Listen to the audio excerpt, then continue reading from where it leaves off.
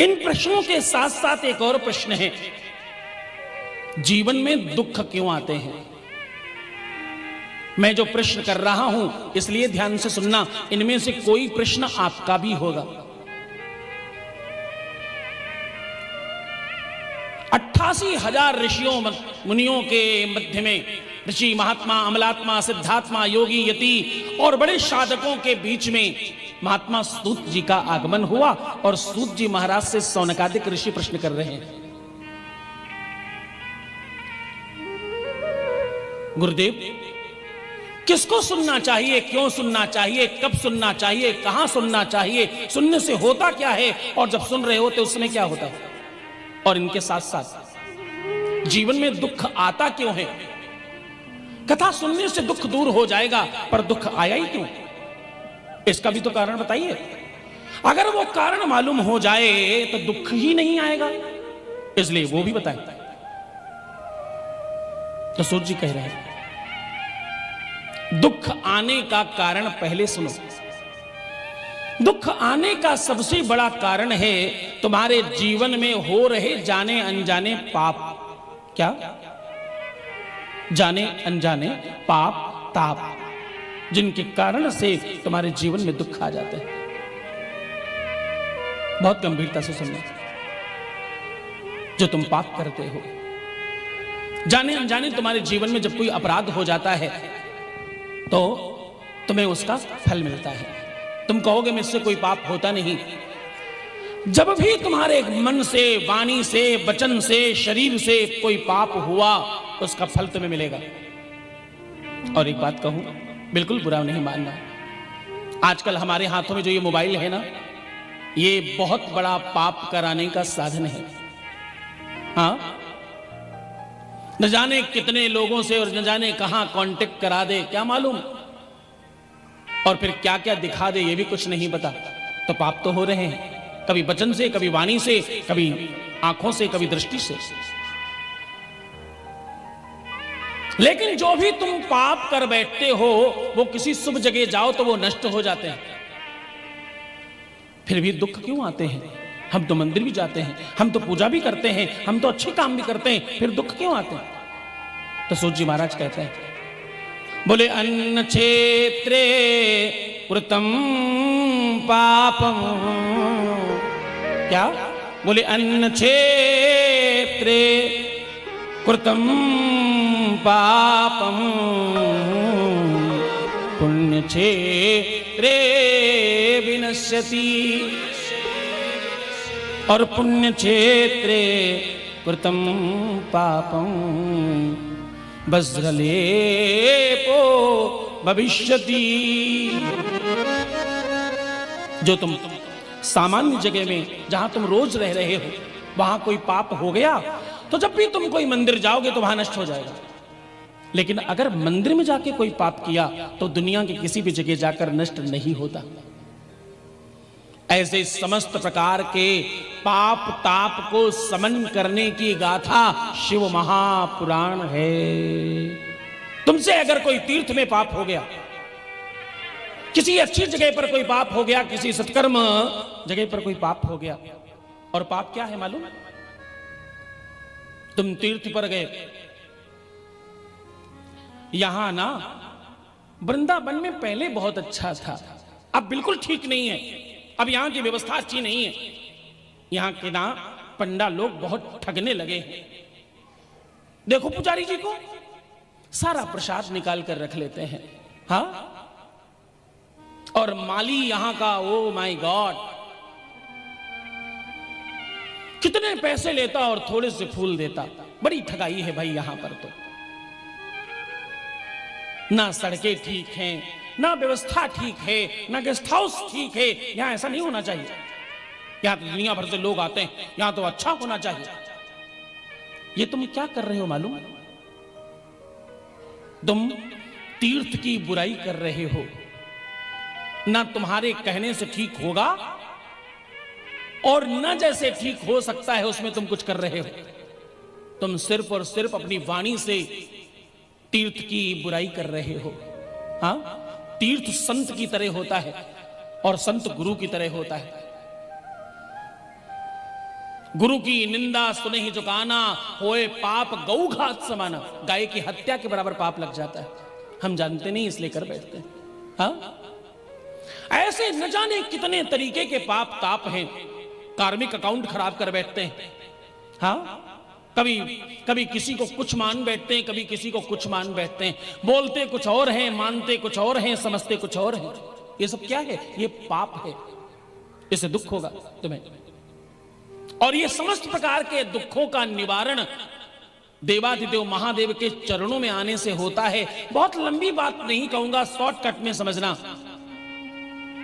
दुर्गा माता की, जोर से बोलो, दुर्गा माता की, हनुमान जी की, श्री रामचंद्र जी की, भगवान कृष्ण की। और जब शंकर जी की बारी आती ना, तो तुम दोनों हाथ उठाकर कहते हो हर हर महादेव। क्या कहते हो? हाँ, महादेव के पहले क्या कह रहे हो जरा सोचो। हर हर, मेरे पाप हरो, मेरे संताप हरो। वहां तुम जय जयकार नहीं करते। हाँ, वहां तुम पाप हरण करने के लिए जाते हो। दोनों हाथ जोड़कर बोलना, पाप हो हम पाप कर्मा हम, पाप कर्मा हम, पापात्मा पाप संभव, पाप संभव त्राहि महां पार्वती नाथ, पार्वती नाथ सर्व पाप हरो भव, सर्व पाप हरो भव, सर्व पाप हरो भव, सर्व पाप हरो भव। समस्त प्रकार के पापों को तापों को समन करो महादेव। ऐसी प्रार्थना के साथ ये गाथा प्रारंभ हो रही है। बोले कैसे सुने? बोले निराहारो यताहारो, आहारो यताहारो, तन्मनस्को समाहितो। मैं यहां संस्कृत कम बोलूंगा, लेकिन जहां आवश्यकता है वहां मुझे थोड़ी छूट देना। क्या करूं, बत्तूर मैं हूं, आदत से मजबूर। वो 40-50 किताबें लिख लेने के बाद आदमी थोड़ा यहां से सनक जाता है। वही हाल है हमारा। यहां वहां की बात करो, एक संस्कृत का श्लोक अंदर से जबरदस्ती बाहर भागता है, उसको रोको, नहीं नहीं मैं बाहर जाऊंगा, निकल ही जाता है। वो कोडिंग मिलती है कि यहां ये कोड किया गया है, देखो ऋषियों के द्वारा, ये सत्य है, ये स्थापित है और ये प्रतिष्ठित है और ये प्रमाणित है, इसलिए बोलना है। हाँ, बोले निराहार करके, व्रतहार करके, उपवास करके व्रत करो अगर कोई बीमारी नहीं है तो। और अन्यथा चाहे भोजन एक बार सायंकालीन ले सकते हो, और फिर भी बात न बने तो तुम भोजन तो चाहे 4 बार ले लेना, भोजन तो चाहे तुम 6 बार ले लेना, लेकिन कथा पूरी श्रद्धा से, पूरे विश्वास के साथ श्रवण करना। हाँ, सूत जी महाराज कहते हैं दूसरा नियम, आसन एक रखना। आसन एक मतलब प्रयास करो, आज जहां बैठे हो कल भी वहीं बैठे मिलना। ऐसा कारण क्या है मालूम? स्थान का अपना एक महत्व है, और एनर्जी का और एनर्जी ड्राउजिंग का अपना एक तारतम्य है। वो पुराने टाइम पर ट्रांजिस्टर होता था, उसमें फ्रीक्वेंसी सेट करो, उतने नंबर पर जैसे ही वो तार पहुंचता, वो स्टेशन की सारी चीजें बजने लग जाती। हर वेद का मंत्र ये कहता है परमात्मा के साथ सांठगांठ करने की अलग ध्वनि है, अलग प्रभाव है और अलग ऊर्जा है, उसकी अलग एनर्जी के साथ बोलना पड़ता है। सामवेद गाकर बोलते हैं, हाँ, शुक्ल यजुर्वेद हर्ष स्वर के साथ बोलते हैं। गंधर्व वेद कंप्लीट गायन में है। तो हर मंत्र का, हर स्तुति का अपना एक प्रमाण है। इसलिए वो प्रमाण ये कहता है कि हर देवता की पृथ्वी से दूरी निश्चित है, उनको मनाने की विधि निश्चित है। जब आप उस तरह कहेंगे तो उन शब्दों में वो एनर्जी और पावर आती है और आप कनेक्ट हो जाते हो। इसलिए आसन एक रखना, एक ही जगह पर बैठकर श्रवण करना। आज जहां बैठे हो आसन के बार बार चेंज करने से आपका अनुष्ठान भंग हो जाता है। एक आसन रखना और तुम्हारे सामने से बार बार कोई उठे बैठे ना, इस बात का बहुत ध्यान रखिएगा। एक बात और कहूं, इस गाथा में उसी का मन लगेगा जिस पर महादेव कृपा और करुणा करने वाले होंगे, जिसकी बात वो सुनने वाले होंगे, उसके ऊपर कृपा करने वाले होंगे, वो अनायास इस कथा से जुड़ जाएगा। आपके सामने से बार बार कोई निकले ना, इस बात को सुनिश्चित करो। और तुम स्वयं भी बिना किसी मतलब के, बिना किसी कारण के, कोई बहुत बड़ी आपदा जब तक ना हो तब तक 3 घंटे बहुत उठने की कोशिश न करना। और अगली बात, बोले जय शब्दम नमः शब्दम। क्या बोले? जय शब्दम नमः शब्दम शंख शब्दम चकारयेत। बार बार जय जयकार करना, शंख ध्वनि करना, घंटनाद करना, क्योंकि महादेव पधारने वाले हैं। इसलिए बीच बीच महादेव को तुम दर्शित करने वाले हो। हाँ, और एक बात, तुम्हारे हाथों से तुम ताली बजाकर भजन में अपने हस्तरेखाओं को ठीक करोगे और हाथ से काम करोगे, अपने कर्म को अनुकूल बना लोगे। गोस्वामी तुलसीदास जी कहते हैं, कर्म प्रधान विश्वर से राखा, जो जस करहि सो तस फल चाखा। बोले जो भजन में ताली बजा रहे होंगे उनकी भाग्य अच्छी हो जाएगी।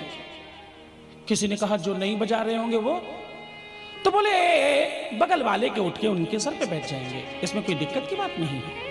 आपके तो थे ही, बगल वाले की भी आपको मिल जाएंगे, तो नहीं बजाने का डबल फायदा है। अब आपको विचार करना है कि पाप हटाना है या लेकर जाना है, तो ताली उसी हिसाब से बजाइएगा।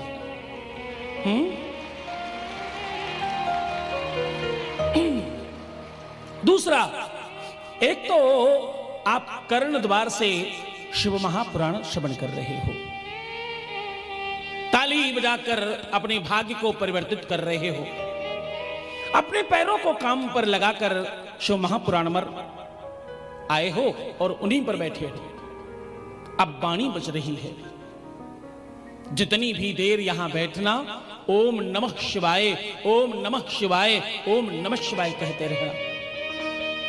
इससे क्या होगा? इससे तुम्हारा जप बढ़ेगा, तप बढ़ेगा और परमात्मा की कृपा का आधार बड़ा हो जाएगा।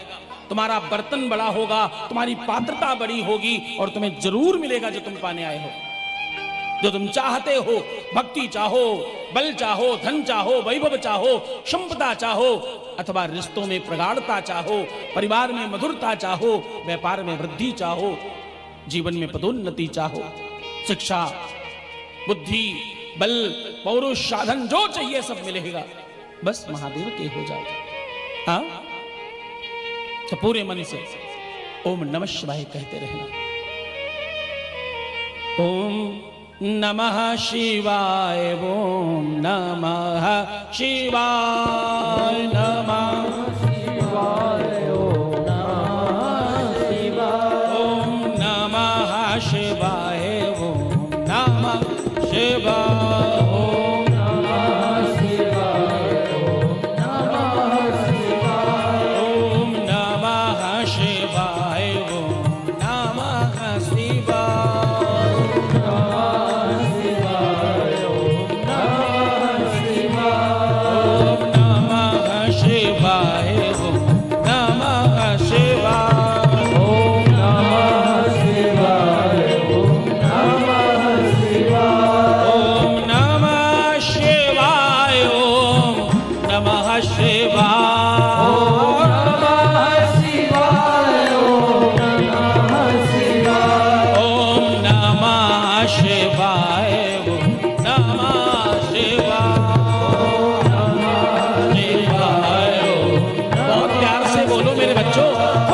से कहना, मैं सत्य कह रहा हूं, तुम परिवर्तित होने लगे हो। ओम नमः शिवाय, नमः शिवाय, ओम नमः शिवाय, ओम नमः शिवाय, ओम नमः शिवाय, ओम नमः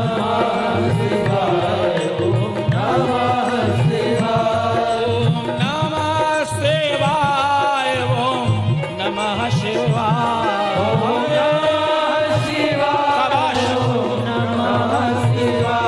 ओम नमः शिवाय, ओम नमः शिवाय।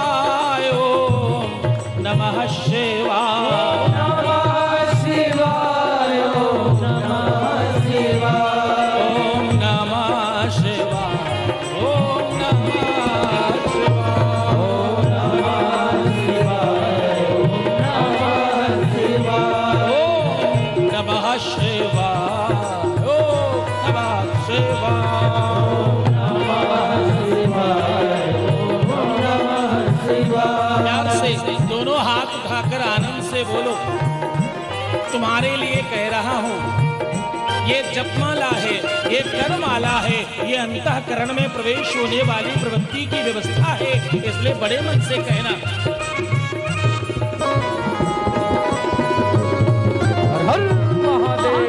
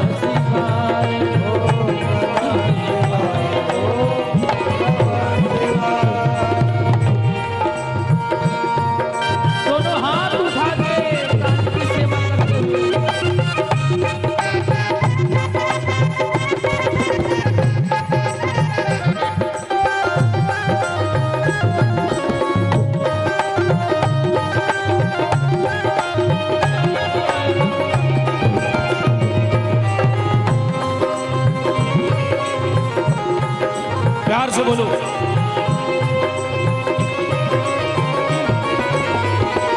ओम नमः शिवाय, ओम नमः शिवाय, ओम नमः शिवाय, ओम नमः शिवाय, ओम नमः शिवाय, ओम नमः शिवाय, ओम नमः शिवाय, ओम नमः शिवाय, ओम नमः शिवाय, ओम नमः शिवाय, ओम नमः शिवाय, ओम नमः शिवाय। तुम्हें सिर्फ ये कहना चाह रहा था कि तुम ओम नमः शिवाय कहते रहना। इस गाथा में आज का दिन तुम्हें कुछ समझाने का है, आज का दिन कुछ बताने का है, लेकिन सत्य मानना। आज अगर तुम ये बात पढ़ गए, आज तुम ये बात समझ गए, तो तुम्हारा मन ही नहीं, तुम्हारी बुद्धि ही नहीं, तुम्हारा चित्त ही नहीं, तुम पूरी की पूरी तरह से परिवर्तित हो जाओगे और पूरी बदल जाओगे। बिल्कुल विश्वास के साथ, पूरे मन के साथ, पूरी श्रद्धा के साथ बैठकर परमात्मा का नाम स्मरण करो, परमात्मा को जपो, परमात्मा को भजो और परमात्मा को ही स्मरण करो। वो तुम्हारे जीवन को परिवर्तित करने वाले हैं। तो मैं आपसे निवेदन कर रहा था,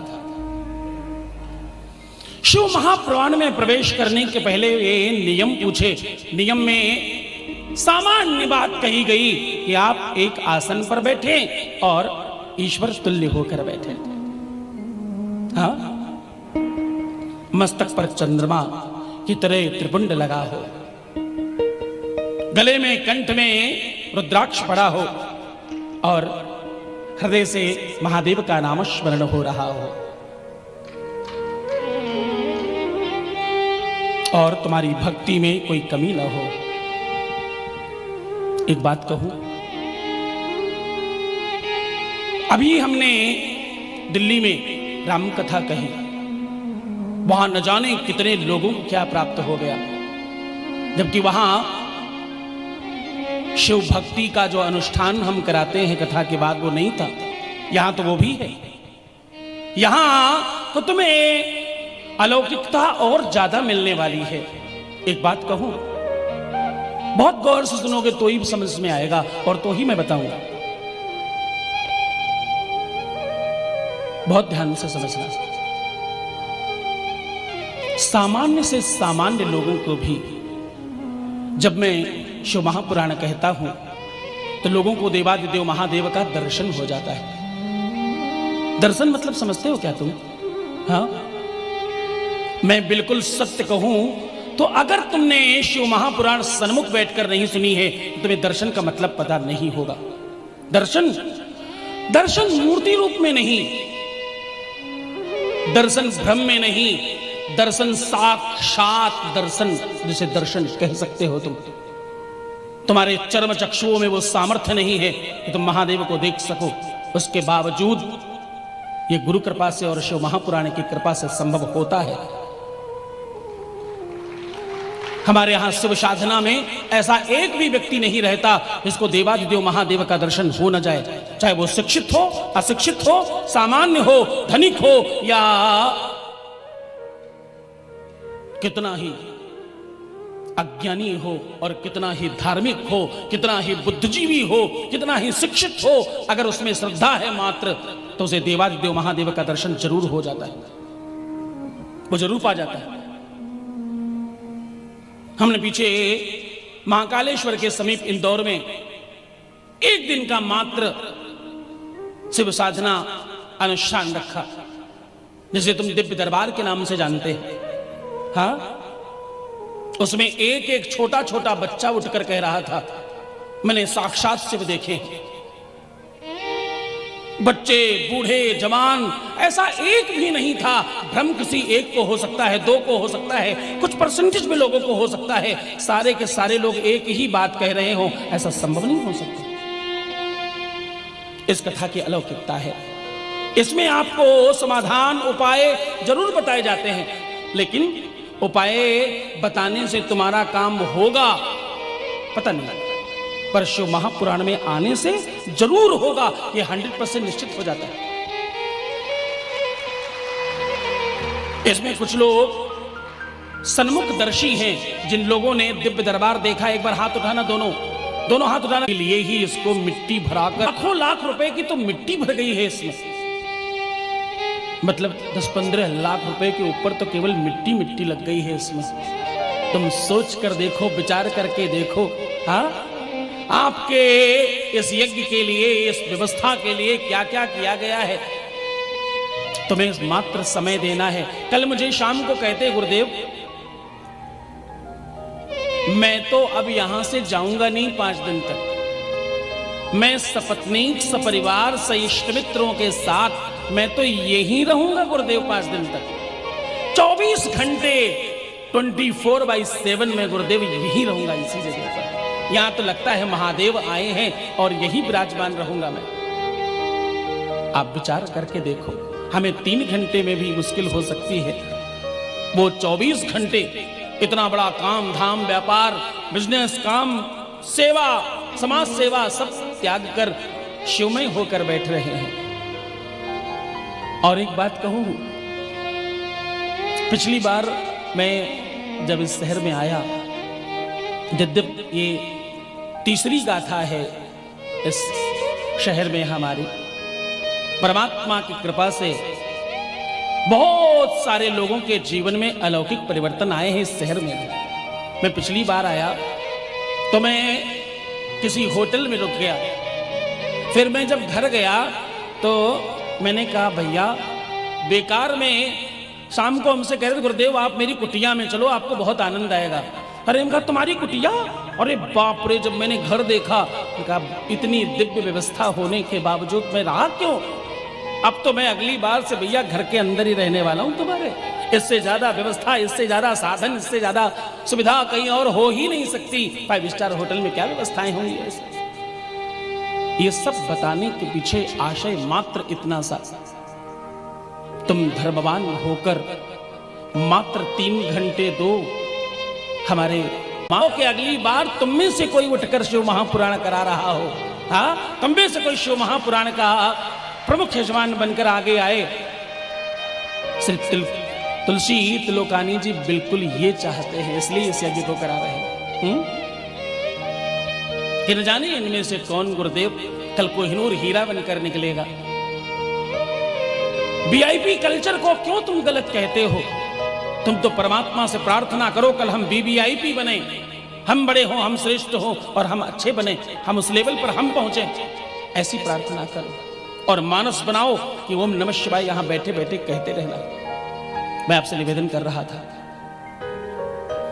दुनिया भर के पाप ताप तुम्हारे, बिल्कुल उसी जगह से प्रारंभ कर रहा हूं जहां से छोड़ा था, ध्यान सुनना।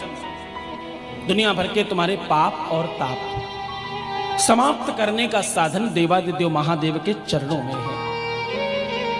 हमने अभी 2 मिनट पहले कहा पापो हम पाप कर्मा हम पापात्मा पाप संभव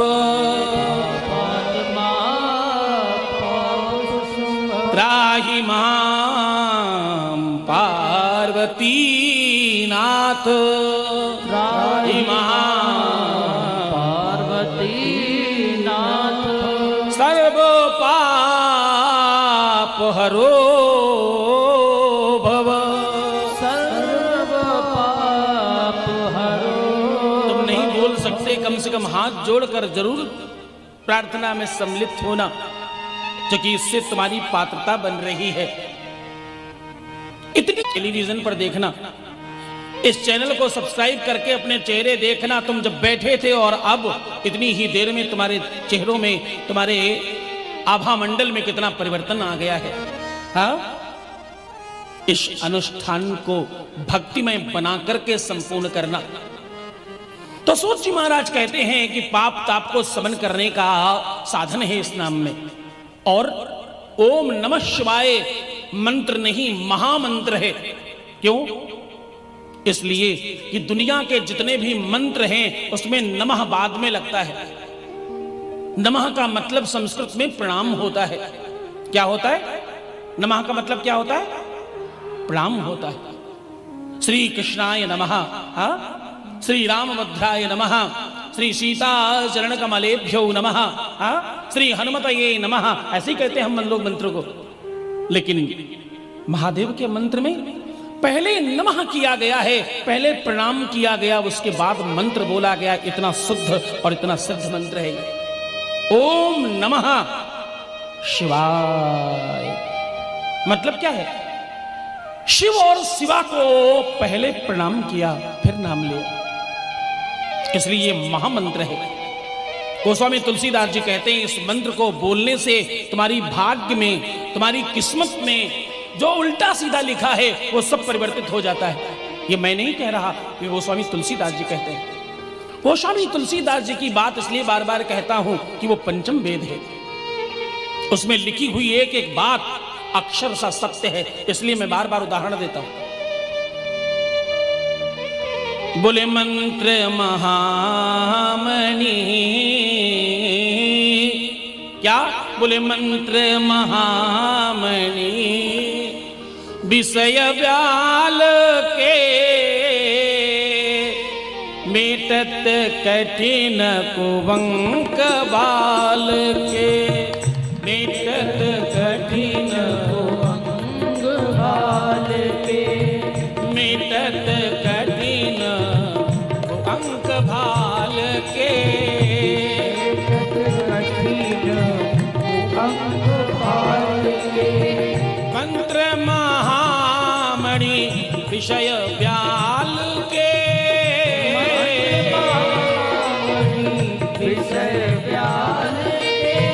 मंत्र महामणि विषय व्याल के,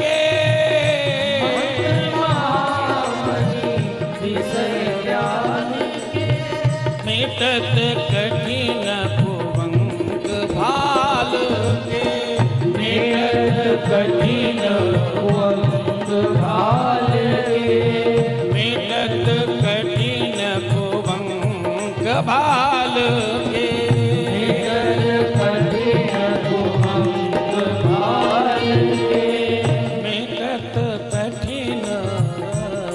जो बहुत क्लिष्ट है, छोटे मोटे नहीं, जो बहुत मुश्किल लिखा हुआ है तुम्हारे जीवन में, वो सब मेटने का काम करता है ये मंत्र। इसलिए बच्चों ओम नमः शिवाय कहते रहना, ओम नमः शिवाय बोलते रहना, कहते रहना। इससे तुम्हारे भाग्य में जितनी भी देर तुम यहां बैठकर शिव महापुराण श्रवण कर रहे हो, गौर से सुनो, जितनी भी देर तुम यहां बैठकर शिव महापुराण श्रवण कर रहे हो, उतनी देर भगवान शंकर के पार्षद, भगवान शिव के पार्षद तुम्हारे भाग्य कपाट में लिखे हुए कुवंक को, खराब अक्षरों को मेट रहे हैं। हाँ, हो सकता है जो तुम भगवान से मांगना चाहते हो वो तुम्हारी भाग्य में लिखा ना हो, तो नहीं मिलेगा क्या? मिलेगा। क्यों? क्योंकि तुम यहां बैठकर ओम नमः शिवाय कह रहे हो। जो तुम्हारी भाग्य में नहीं लिखा है, जो बुरा लिखा है, उसको मेट कर जो तुम चाहते हो उसे लिखना महादेव का काम है। विश्वास के साथ बैठो, जो तुम पाना चाहते हो वो जरूर तुम्हें मिलकर जाएगा। इसके लिए करना सिर्फ नमः शिवाय है। तो सूत जी महाराज कह रहे हैं मृत्युंजय शिव महापुराण। मृत्युंजय शिव पुराण का मतलब है अमरत्व को प्राप्त कर लेना। मृत्युंजय शिव महापुराण श्रवण करने का मतलब है आयु में वृद्धि कराना। मृत्युंजय शिव महापुराण का मतलब है यशगान और यश में वृद्धि होना और बड़ा नामचीन हो जाना। मृत्युंजय शिव महापुराण का मतलब है सीधा सीधा समझो। शिव महापुराण में जब मृत्युंजय एड ऑन कर दिया जाता है, जोड़ दिया जाता है, तो ये अमृत का, ये प्रसाद का और ये परमात्मा की कृपा का बानक बन जाता है, कृपा का साधन बन जाता है। हाँ,